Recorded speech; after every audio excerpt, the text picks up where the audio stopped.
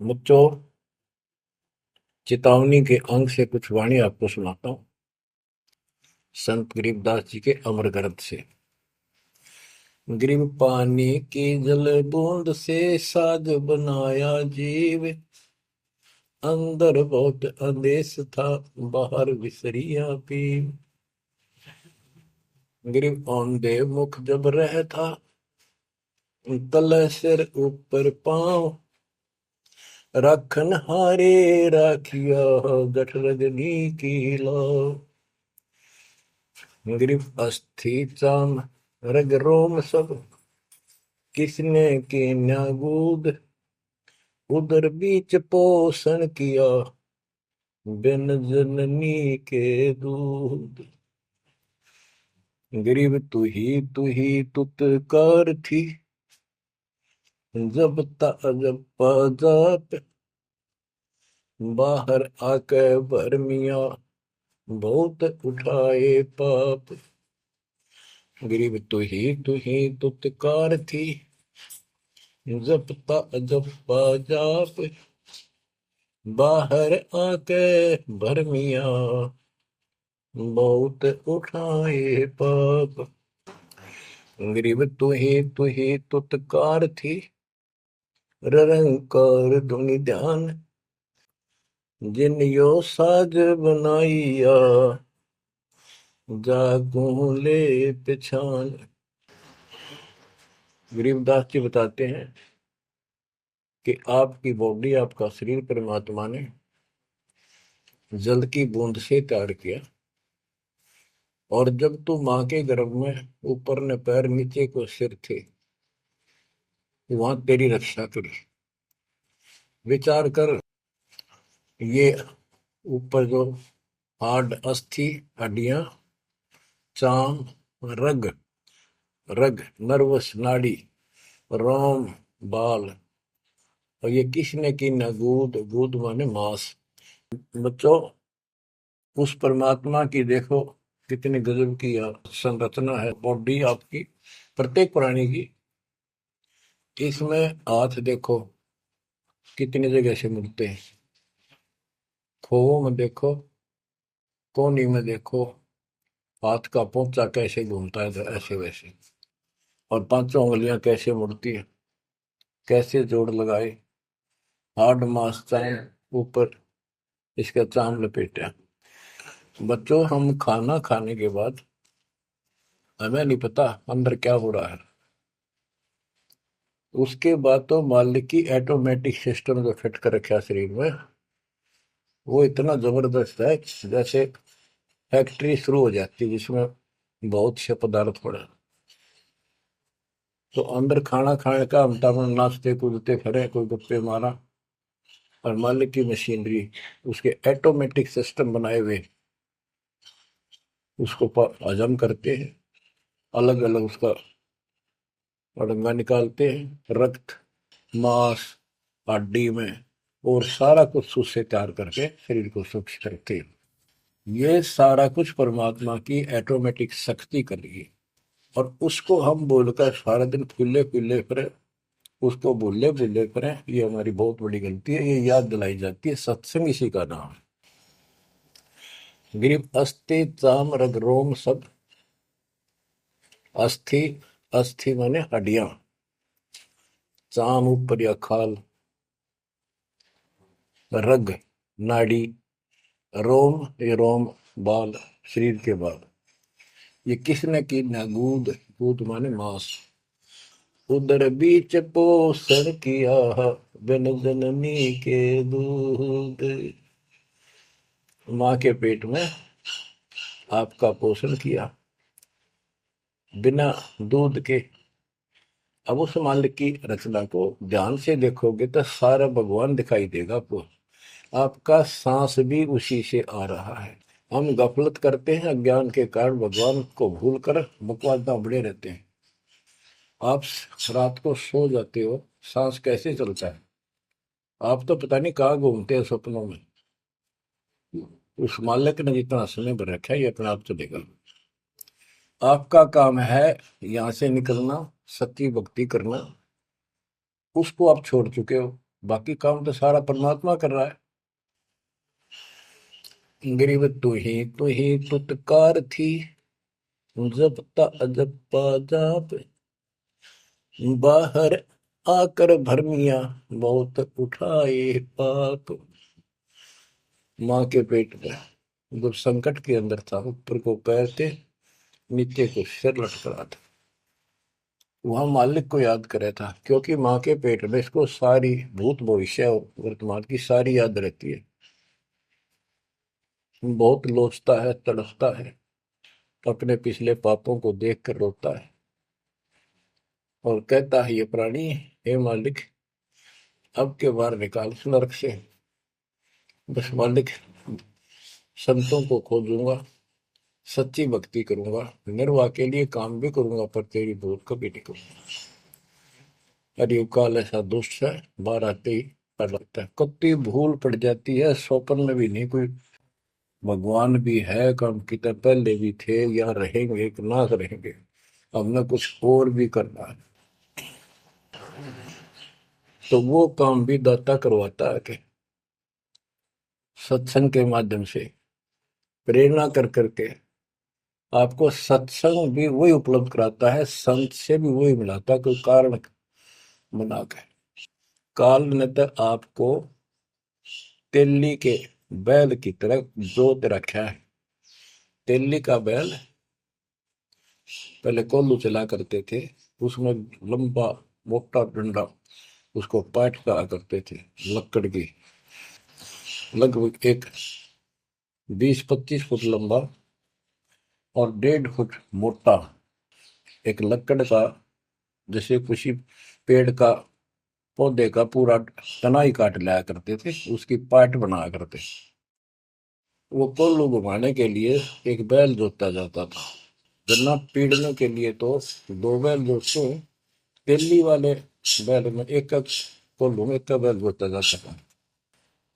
तो वो तेली वाला बैल उसमें जोत कर कोल्लू में, और उसका रस्सा बांध दिया जाता था उस पाट का।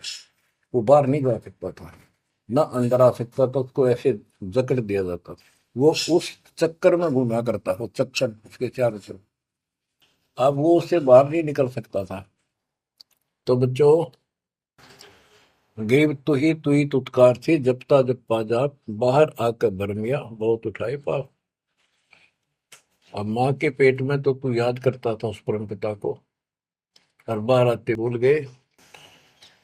अब आपको संत की शरण में और सत्संग में भी मालिक लेते खुद। गरीबदास जी कहते हैं, कबीर साहब ने बताया कि जो दिन मेरी शरण है, ताका हूं मैं दास, और गेल गेल ला गया करो, जब लग धरती आकाश।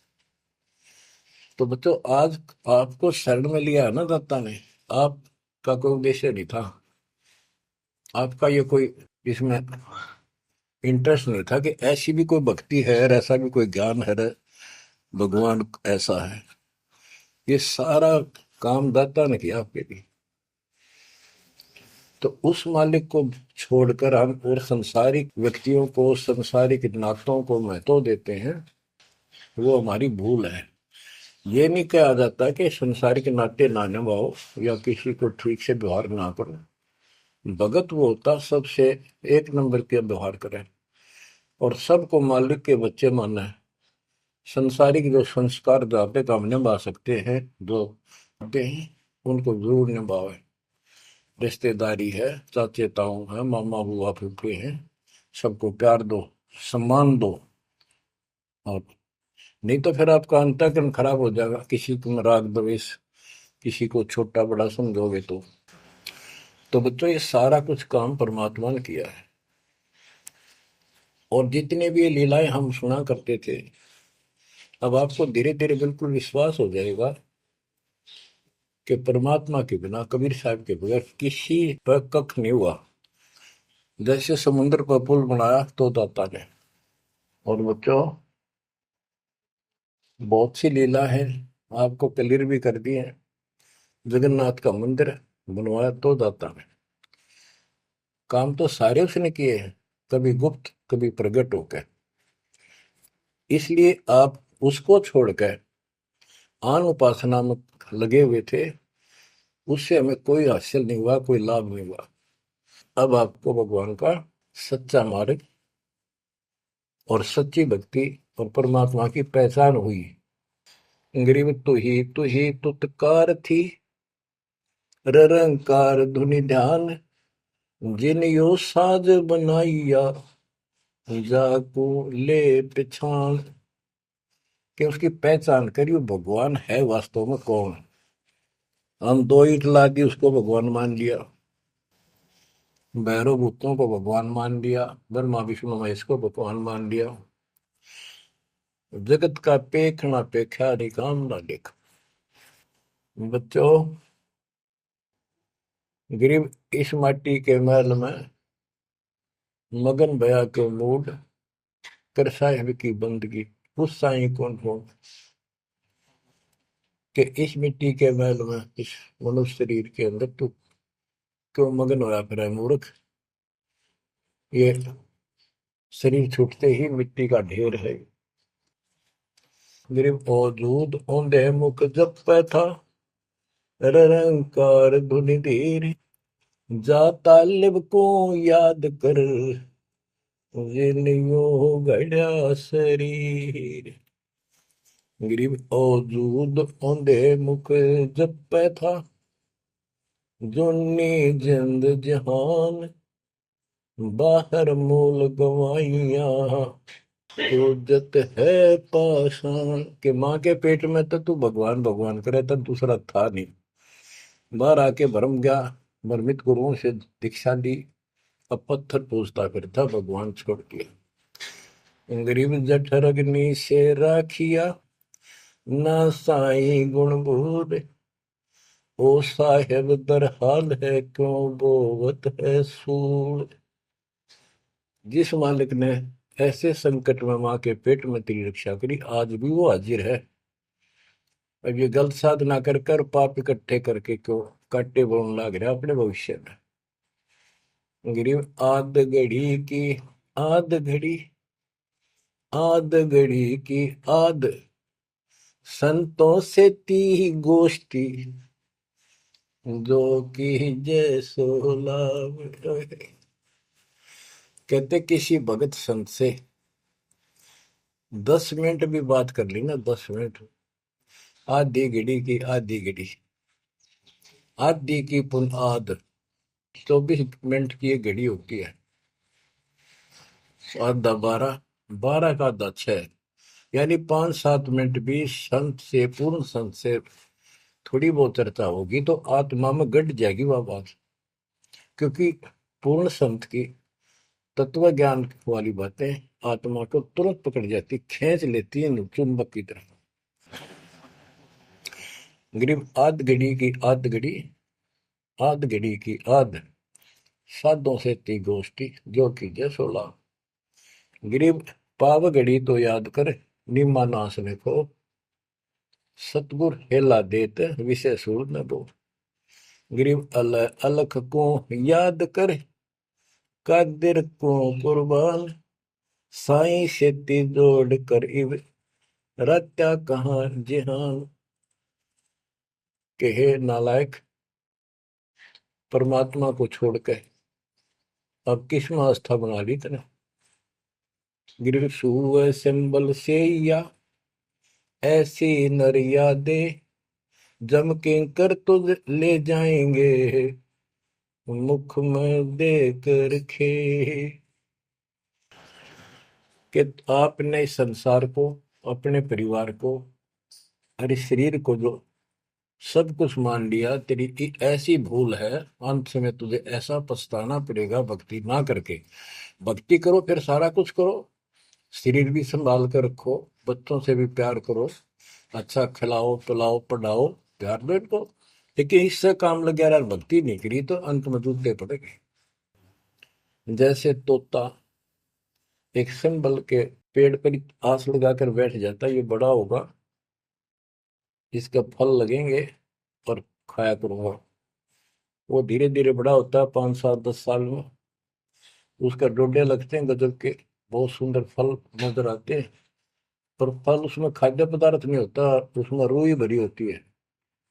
और तोता उस पे चोंच मारता खाने के लिए, उसकी चोंच में रुई फंस जाती है। फिर होता है, ओहो, ये तो फल नहीं था, मेरे साथ धोखा हो गया। तो इसी प्रकार ये संसार शरीर और शरीर तेरा आपका परिवार, भक्ति ना करेगा तुम्हें कने कुछ नहीं मिलेगा, ऐसे रोता हुआ जाएगा। गिरिव सुअ सिंबल से या ऐसी नरिया दे, जम किंकर तू ले जाएंगे मुखमर दे के खे। अंत में तेरे को यम के दूत पकड़ कर घसीट के ले जाएंगे। गिरिव आदि समय चेता नहीं, अंत समय अधिकार, मध्य समय माया रत्ता, पकड़ लिया गंवार।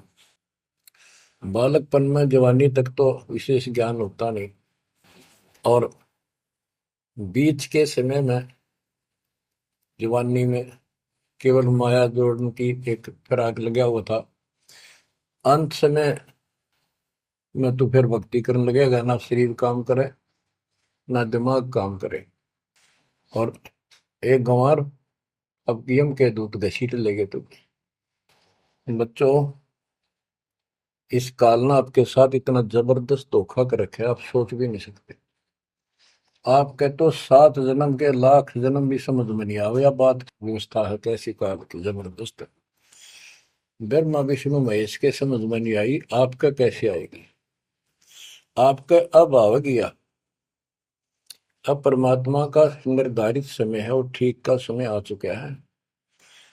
इसमें सब काम को एक सेकंड नंबर पे, और दाता वाले काम को सत्संग सुनो, भक्ति करो, एक का एक नंबर पे लाओ। और फिर देखो, फिर देखना आपके घर में सुख, आपके घर में बरकत, संसारिक सुख औरों से नारा देगा भगवान। आपको वो मोक्ष देगा जो ब्रह्मा विष्णु महेश जी को भी प्राप्त नहीं है। दास जो बात कह रहे को डूम बाट के गीत नहीं है, ये परमात्मा कबीर जी द्वारा बताई बातें और उनके प्रत्यक्ष दृष्टा आई विटनेस संतों की बताई बातें हैं। आप बालक हो, काल प्रेरित हो, आपके ऊपर काल का जबरदस्त प्रभाव है। आप इस पे इतना विश्वास, इतना जैसे हम चाहते हैं अभी नहीं कर पा रहे हो, पर लगे रहो, इस ज्ञान को सुनते रहो। अपने आप आत्मा एक दिन इतनी दृढ़ हो जाएगी कि जो ये ज्ञान है ये सत्य, और बाकी सब व्यर्थ है। जैसे आपको दास बताता रहता है, स्कूल में बच्चे जाते हैं, अध्यापक उनको डेली पढ़ाता है और सतर्क सावधान करता है, ध्यान से सुनो, बैठो लाइन में, इधर क्यों देख रहे हो। तो वो सतर्क हो जाते हैं, फिर उनको शिक्षा देता है, और वो सारा साल सुनते सुनते 15-16 साल सुनते हैं, और फिर वो परफेक्ट हो जाते हैं। उस क्लास के लेक्चर के बाद, शिक्षा के गुरु जी से यानी शिक्षक से ज्ञान सुनने के बाद और काम सारे करते हैं बच्चे, खेल कूद भी मचाते हैं, खेत घर का काम भी माँ बाप के साथ हाथ बटाते हैं, बेटा बेटी सारे ही। लेकिन जो शिक्षक से सुन के आए थे वो भूलना नहीं जाता, वो अलग छाप रखता है। इसी प्रकार आप इस सत्संग को, इस ज्ञान को, इस परमात्मा की मर्यादा का ध्यान करते हुए चलते रहियो, ऐसा गजब का हृदय में समा जाएगा यू, और आपने सब कुछ यही दिखाई देगा, और सब आपको कति नकली दिखेगा, कति नकली, जबरदस्त धोखा।